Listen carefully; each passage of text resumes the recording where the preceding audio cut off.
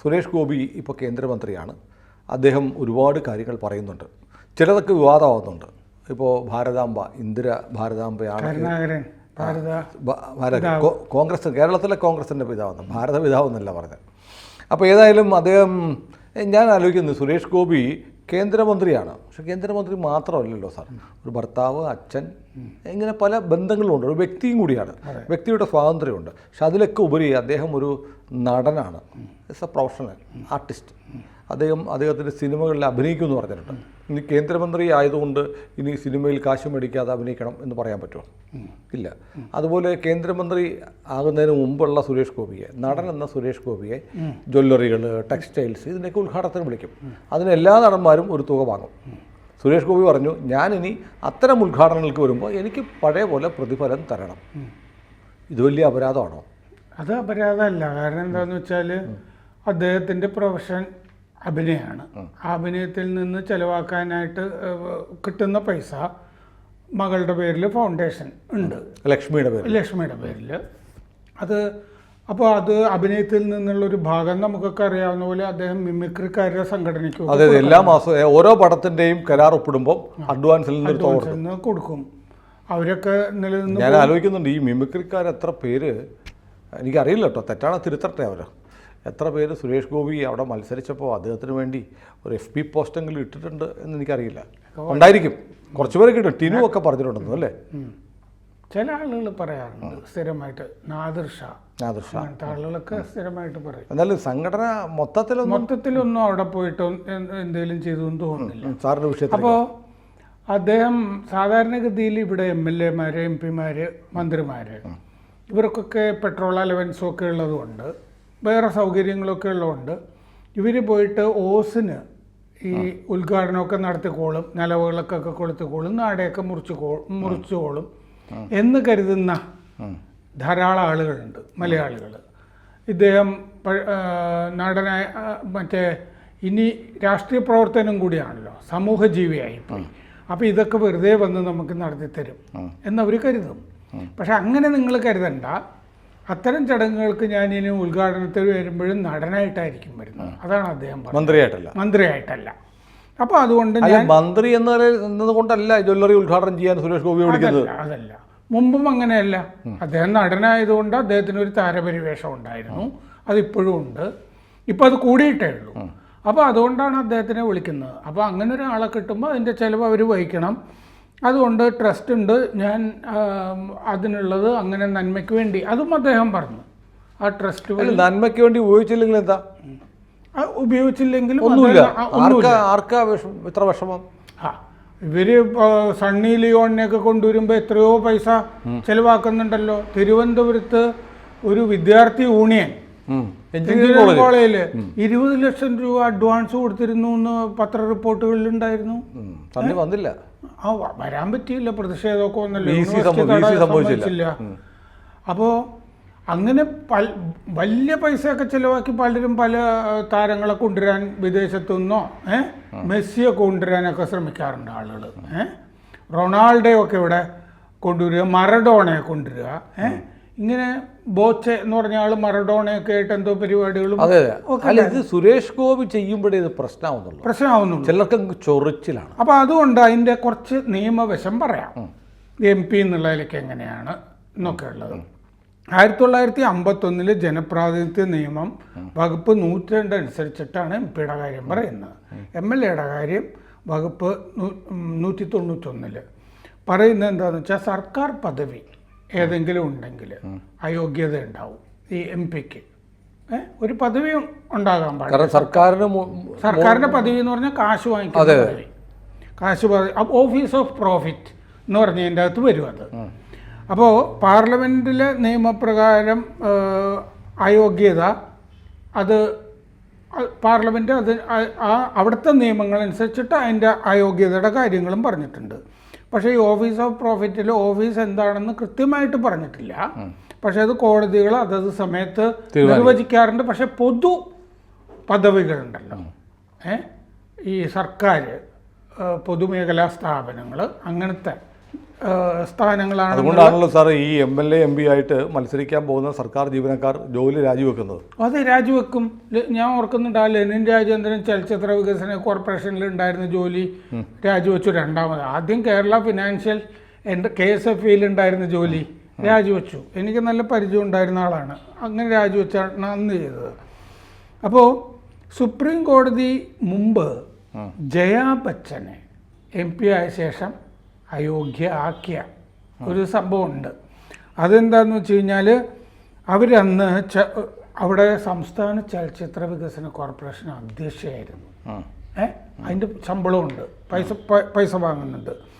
അപ്പോൾ അത് 2004 ആദ്യം മദൻ മോഹൻ എന്ന് പറഞ്ഞൊരു വക്കീൽ കൊണ്ടുപോയി കേസ് കൊടുത്തു. അപ്പോൾ അത് ഇലക്ഷൻ കമ്മീഷൻ അറിയണം. ആദ്യം ഇലക്ഷൻ കമ്മീഷന് പരാതിപ്പെടും. അത് കഴിഞ്ഞ് രാഷ്ട്രപതിയാണ് അയോഗ്യതയുടെ കാര്യം തീരുമാനിക്കുന്നത്. ഇലക്ഷൻ കമ്മീഷനോട് ചോദിച്ചു. അബ്ദുൽ കലാം ആയിരുന്നു അവരെ അന്ന് അയോഗ്യയാക്കി. അതിന് 102, 103 വകുപ്പുകൾ ആണ് ഭരണഘടനയുടെ ഉദ്ധരിച്ചത്. അപ്പോൾ ജയാ ബച്ചൻ ഇങ്ങനെ സംഭവിച്ചിട്ടുണ്ടല്ലോ എന്ന് പല ആളുകളും ധരിക്കുന്നുണ്ടാവാം. കാരണം അവരും ചലച്ചിത്ര രംഗത്ത് പ്രവർത്തിച്ചിരുന്ന ആളാണല്ലോ. അതുകൊണ്ട് സുരേഷ് ഗോപിയെ ചിലപ്പോൾ പൂട്ടിക്കളയാമെന്നൊക്കെ വിചാരിക്കും. അതൊന്നും നടക്കുന്ന കാര്യമല്ല. ഇതിൽ പറഞ്ഞിട്ടുണ്ട് സ്പെസിഫിക് ആയിട്ട്, സർക്കാരിൽ നിന്ന് കരാറോ ലൈസൻസോ ഒക്കെ കിട്ടുകയാണെങ്കിൽ അങ്ങനെ പണം കിട്ടുന്നത് കുഴപ്പമുള്ള കാര്യമല്ല. ഉദാഹരണത്തിന് ഗ്യാസ് ഏജൻസി, അതിൻ്റെ ലൈസൻസ്, അതൊക്കെ ഒരു MP കിട്ടുന്നത് കുഴപ്പം പിടിച്ച കാര്യമല്ല. അതിൽ നിന്നുള്ള വരുമാനം ഒന്നും കാര്യമില്ല. ഈ ജനപ്രാതിനിധ്യ നിയമം 75A അനുസരിച്ചിട്ട് MPs assets and liabilities rules പറഞ്ഞിട്ടുണ്ട്. പ്രതിജ്ഞ എടുത്തിട്ട് 90 ദിവസത്തിനകം സ്വത്ത് വിവരം സ്പീക്കറെ അറിയിക്കണം.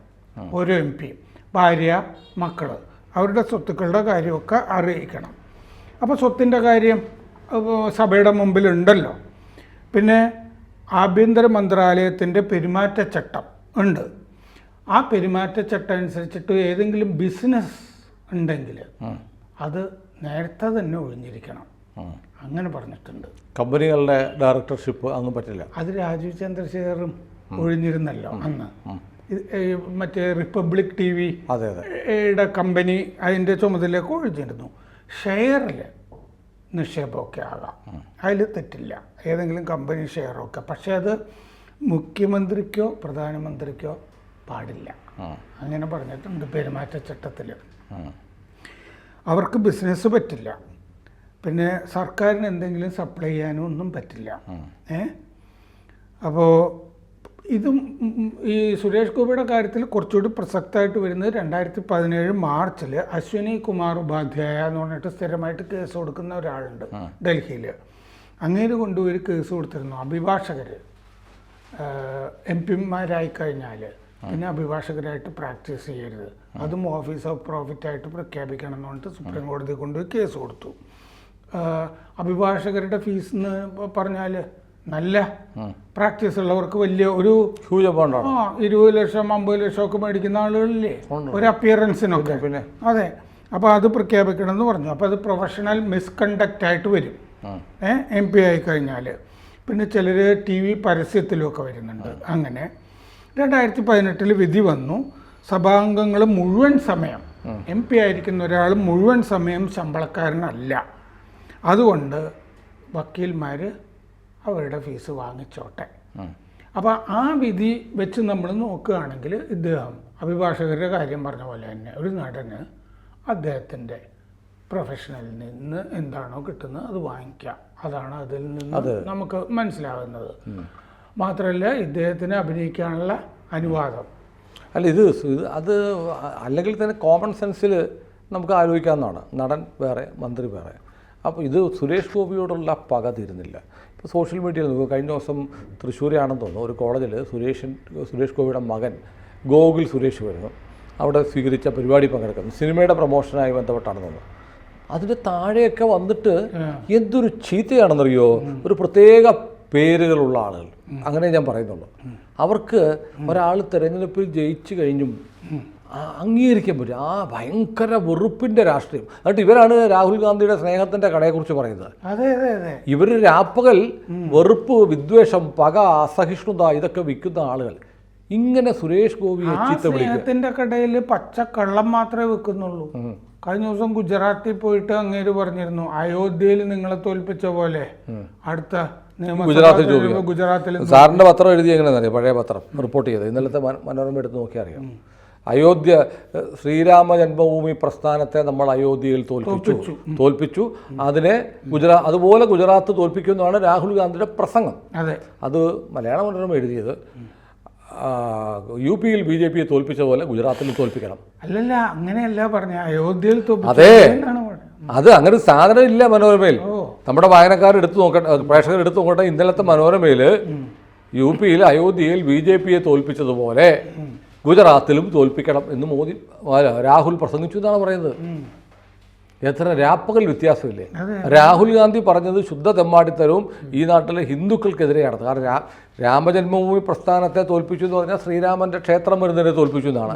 ശ്രീരാമൻ ഈ ടാർപ്പായ കെട്ടിയ ഷെഡിലിരിക്കണം എന്ന് ആഗ്രഹിക്കുന്നവരാണ്. അപ്പോൾ ശ്രീരാമനെ തോൽപ്പിച്ചു എന്നാണ് അതുകൊണ്ട് ഉദ്ദേശിക്കുന്നത്. അത് പറഞ്ഞാൽ കുഴപ്പമാണെന്ന് മനോരമയ്ക്കറിയാം. അതുകൊണ്ട് BJP യെ തോൽപ്പിച്ചതുപോലെ ശ്രീരാമ ജന്മഭൂമി പ്രസ്ഥാനവും BJP ആയിട്ട് എന്താ, രണ്ടും രണ്ട് സംഘടനയല്ലേ. കാരണം ഈ ഹിന്ദു വിരുദ്ധമായ സംസാരമാണ് തുടർച്ചയായിട്ട്. അത് ഈ രക്തത്തിലുള്ളതുകൊണ്ട് അതാണ് പറഞ്ഞുകൊണ്ടിരിക്കുന്നത്. ഗുജറാത്തിൽ ഒന്നാമത് സംഘടന പോലും ഇല്ല. അല്ല, അതിനെ വൈറ്റ് വാഷ് ചെയ്യുകയാണ്. പക്ഷേ ഗുജറാത്തിലൊക്കെ അറിയാം, അങ്ങനെ പറയില്ല സാർ. ഗുജറാത്തിൽ കഴിഞ്ഞ പ്രാവശ്യം തന്നെ BJP കഷ്ടിച്ച് രക്ഷപ്പെട്ടതാ. സംഘടന ഇല്ലെങ്കിലും അവിടെ കഴിഞ്ഞ നിയമസഭാ തെരഞ്ഞെടുപ്പിലും ഒരു സർക്കാർ വിരുദ്ധ വികാരം ഉണ്ടായിരുന്നു. പാർലമെന്റ് തൂത്തുവാരി. അതെ. പക്ഷേ നിയമസഭാ തെരഞ്ഞെടുപ്പിൽ അതല്ല ഗുജറാത്തിലെ ഒരു ട്രെൻഡ്. കോൺഗ്രസ് ജയിക്കുമല്ലേ? ജയിക്കുമെന്ന് എനിക്കറിയില്ല. കോൺഗ്രസ് സംഘടന ഇല്ലെങ്കിലും ഒരു ആന്റി ഇൻകുംബൻസി. കാരണം ഗുജറാത്തിൽ മോദിക്ക് ശേഷം ഒരുപാട് വർഷമായി. മാത്രമല്ല, മോദിക്ക് ശേഷം വന്ന മുഖ്യമന്ത്രിമാരിൽ വിജയ് രൂപാണിയുടെ പേരറിയാം. ഇപ്പോഴത്തെ മുഖ്യമന്ത്രി ആരാ? ആനന്ദിബെൻ പട്ടേലിനെ കേട്ടിട്ടുണ്ട്. പക്ഷെ ഇപ്പോഴത്തെ മുഖ്യമന്ത്രി പേര് എനിക്ക് ഓർമ്മ കിട്ടുന്നില്ല. എന്തോ ഭൂപേഷ് പട്ടേൽ. അതാണ് ഒരു ഇന്ത്യയിലെ ഹിന്ദുത്വത്തിൻ്റെ പരീക്ഷണശാല എന്നൊക്കെ ഗുജറാത്തിനെ പറയാറില്ലേ. അവിടുത്തെ ഒരു മുഖ്യമന്ത്രി ഒരു എക്സൽ ചെയ്യുന്ന ഒരാളല്ല. ആളുകൾ പറയുന്നതൊക്കെ എന്താണെന്ന് വെച്ച് കഴിഞ്ഞാൽ കൈലാസനാഥിനെ ഗാന്ധിനഗറിൽ തന്നെ നിർത്തിയിട്ട് ഭരണം ഏൽപ്പിച്ചിട്ട് മോദി 2014 ഡൽഹിക്ക് പോയി. ഗുജറാത്തിലെ മുഖ്യമന്ത്രി ഇപ്പോഴും മോദി തന്നെയാണ്. മോദിയുടെ പ്രതിപുരുഷനാണ്. അതുകൊണ്ടാണ്. അല്ലെങ്കിൽ ഇപ്പോൾ ബാക്കി ഇപ്പോൾ ആസാം മുഖ്യമന്ത്രിയെ നമുക്കറിയാം, UP മുഖ്യമന്ത്രി അറിയാം. എന്തുകൊണ്ട് ഗുജറാത്തിലെ മുഖ്യമന്ത്രി ഒരു പാൻ ഇന്ത്യ ഫിഗറായി മാറുന്നില്ല? അങ്ങനെ ഒരാളെ അവിടെ വെക്കുന്നില്ല. അതൊരു പ്രശ്നമാണ്. അപ്പോൾ ഏതായാലും നമുക്ക് സുരേഷ് ഗോപിയിലേക്ക് തിരിച്ചു പോവാം. സുരേഷ് ഗോപി അഭിനയിക്കട്ടെ, മന്ത്രിയായിരിക്കട്ടെ, ഉദ്ഘാടനങ്ങൾ നാട് നീളെ ചെയ്യട്ടെ, അതിനൊക്കെ കാശ് മേടിക്കേ. ആർക്കാണ് ആ ചൊറിയത്? സുരേഷ് ഗോപിയുടെ കൂടെ നിൽക്കുന്ന തൃശ്ശൂർ മേയർ വേണമെങ്കിൽ BJP-യിലും ചേരട്ടെ. അതാ ഞാൻ ആർക്കാന്ന് സാറ് ചോദിക്കുന്നു. ഞാൻ ആർക്കാടാ ചെയ്തം എന്ന് ചോദിക്കുന്നു. കുഴപ്പമുണ്ടോ? അങ്ങനെ ചോദിക്കൂ.